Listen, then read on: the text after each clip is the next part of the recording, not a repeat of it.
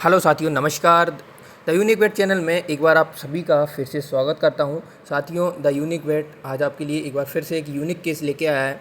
आप स्क्रीन पर इसको देख सकते हैं कि ये जो भैंस है, इसकी पूरे शरीर पे ऐसे दाने दाने से आपको देखने को मिल रहे हैं। तो फील्ड कंडीशन में हमें इसको किस प्रकार डायग्नोसिस करना है, हम इसको किस बीमारी का नाम देते हैं और किस प्रकार हमें इसका इलाज करना है, वो सब डिटेल में आज आपको इस वीडियो के माध्यम से बताने वाला हूं। तो वीडियो को एंड तक देखिएगा, ये बहुत इंपॉर्टेंट केस है और आप आसानी से इसका ट्रीटमेंट कर सकते हैं अगर आप ये वीडियो देख लेते हैं तो। और अगर आपको इसके बारे में नहीं पता होगा तो आप इसका ट्रीटमेंट नहीं कर पाएंगे। तो ये जो केस है साथियों, इसको मैंने डर्मेटोफाइलोसिस के लिए सस्पेक्ट किया था। ये जो बीमारी है वो जनरली एक बैक्टीरियल डिसीज़ होती है जो कि बरसात के मौसम या फिर जब भी एनिमल जो है वेट कंडीशन में रहता है, यानी कि आप यहाँ भी देख सकते हैं एनिमल को जो बांधा गया है। होता क्या है, जब अधिक गर्मी पड़ती है तो लोग क्या करते हैं, अपने जानवर को कीचड़ में बांधने लगते हैं या फिर बरसात आने के टाइम पे ये बीमारी ज़्यादा देखने को मिलती है। अब ये बीमारी का एक पैटर्न रहता है कि जब भी बारिश आएगी तो उसके चलते क्या होता है, एनिमल जो है स्ट्रेस में आता है। स्ट्रेस में आएगा तो उसके कारण उसमें जो स्ट्रेस हार्मोन जो रहते हैं वो रिलीज़ होते हैं। स्ट्रेस हार्मोन बेसिकली स्टीरॉइड्स रहते हैं। तो जब वो रिलीज़ होते हैं तो एनिमल का इम्यून सिस्टम जो है वो कमज़ोर पड़ने लगता है, यानी जो एनिमल है वो इम्यूनो सप्रेस्ड हो जाता है। तो उसके बाद में ये जो बैक्टीरिया है वो एनिमल को इन्फेक्ट करता है। इस बैक्टीरिया का जो बेसिकली नाम रहता है वो डर्मेटोफिलस कॉन्गोलेंसिस रहता है। अगर यही जो बैक्टीरिया है, अगर ये खुरों के बीच में अगर इन्फेक्शन कॉज करता है तो वहाँ पे आपको ऐसे स्ट्रॉबेरी फुट रॉट टाइप की डिसीज़ जिसको हम बोलते हैं, ऐसा आपको देखने को मिलेगा। जैसे फुट जो है वो स्ट्रॉबेरी टाइप का आपको नज़र आने लगेगा। ये जो आपको स्किन पे लीजन्स देखने को मिलते हैं, ये जो बैक्टीरिया रहता है इसकी टर्मिनल जो लाइफ साइकिल रहती है उसके चलते आपको देखने को मिलते हैं। यहाँ आके बैक्टीरिया की लाइफ साइकिल कंप्लीट हो जाती है और ये जो स्कैब है, धीरे धीरे होता क्या है कि ये जो आपको स्कैब देखने को मिल रहे हैं बॉडी पे, पुस्ट्यूल्स देखने को मिल रहे हैं, ये धीरे धीरे ये डेड होने लगते हैं और वहाँ पे क्या बनाने लगते हैं, उसमें से मटेरियल निकल के वो वहाँ पे डेड हो जाता है। जब डेड हो जाएगा तो बैक्टीरिया उसमें नहीं रहता है। बैक्टीरिया केवल और केवल जो लिविंग जो रहता है स्कैब, उसमें ही आपको देखने को मिलते हैं। जैसे ही स्कैब डेड होता है वहाँ से स्किन झड़ जाती है और बैक्टीरिया भी सैड हो जाता है। ये एक मोड रहता है इसके ट्रांसमिशन का। अब यदि आप इसका कन्फर्मेटरी डायग्नोसिस करना चाहते हैं तो इसका जो फ्रेश लीजन्स रहते हैं उनका आपको साइटोलॉजिकल एग्जामिनेशन करना होता है। वो करने के बाद आप इसको डायग्नोस कर लेंगे कि ये डर्मेटोफिलस कॉन्गोलेंसिस का इन्फेक्शन है। यदि आप साइटोलॉजिकल एग्जामिनेशन करते हैं तो आपको बैक्टीरिया इस प्रकार देखने को मिल जाता है। अब चलते हैं हम आगे वीडियो में, तो हम डिस्कस कर लेते हैं कि इसमें और कौन सी ऐसी बीमारियां रहती हैं जो हमें कंफ्यूज करती हैं कि ये डर्मेटोफाइलोसिस है या वो अन्य बीमारी है। तो इसमें पहली जो बीमारी और रहती है वो रहती है डर्मेटोमाइकोसिस। दूसरी जो रहती है वो वार्ड्स अगर बन जाते हैं तो उसमें भी हमें ऐसा लगता है कि ये कौन सी बीमारी हो सकती है। डिफरेंशियल डायग्नोसिस करना होता है हमें वार्ड्स और डर्मेटोफाइलोसिस में।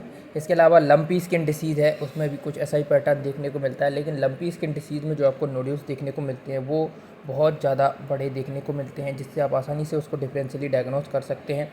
अगर यही डिसीज़ सीप में अगर होती है, मतलब कि भेड़ में होती है या बकरियों में होती है, तो हमें उसमें जो ऑर्फ कंडीशन रहती है, ऑर्फ और जो डर्मेटोफाइलोसिस है, उसमें हमें डिफरेंशियली डायग्नोस करना होता है।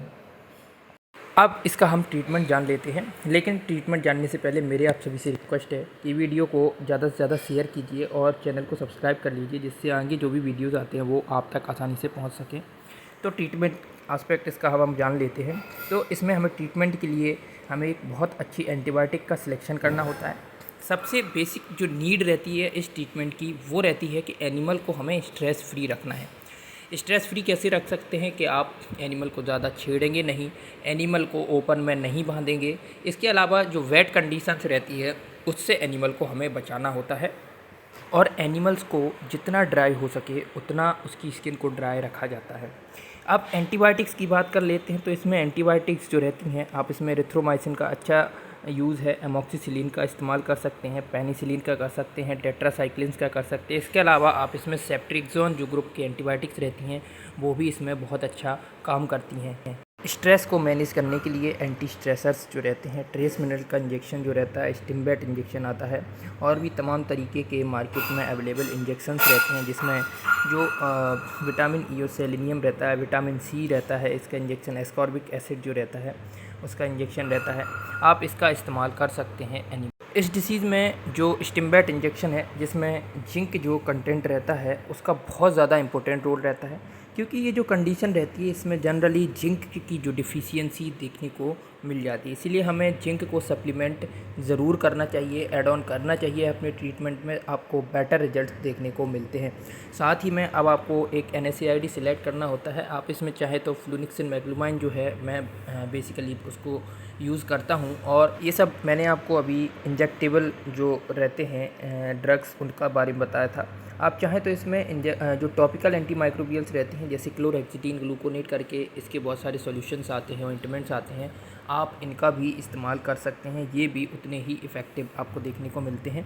इसके अलावा आप चाहें तो एनिमल को जो वॉश कराते हैं, तो जो पानी का आप इस्तेमाल करते हैं उसमें आप नीम के पत्ते जो रहते हैं उनका बढ़िया से उबाल के उसको आप इस्तेमाल कर सकते हैं, वो भी उतना ही इफ़ेक्टिव देखने को मिलता है। अब सबसे इम्पोर्टेंट चीज़ जो रहती है इस बीमारी में, कि ये जो बीमारी है वो माइल्ड जूनोसिस रखती है। मतलब कि जो इसको हैंडल करते हैं एनिमल को, वो अगर उसको नेकेड जो हैंड रहते हैं उससे टच करते हैं, तो ये जो नोड्यूल्स रहते हैं ऐसे उनके हाथ पे भी बनते हुए आपको देखने को मिल सकते हैं। इसीलिए सावधानी बरतें। आप जब भी ऐसे एनिमल को इंजेक्शन लगाएं या फिर आप उसको हैंडल करते हैं, या फिर आप जब उसको, जो ओनर हैं वो उसको छूते हैं, तो उसमें आपको अपने हाथ में ग्लव्स पहनना चाहिए। आप अपनी सुरक्षा का खुद से ध्यान रखें। मेरे साथ बने रहने के लिए आप सभी का बहुत बहुत धन्यवाद। वीडियो कैसा है, आपके काम आया है तो हमें कमेंट करके ज़रूर बताइएगा। नमस्कार, धन्यवाद।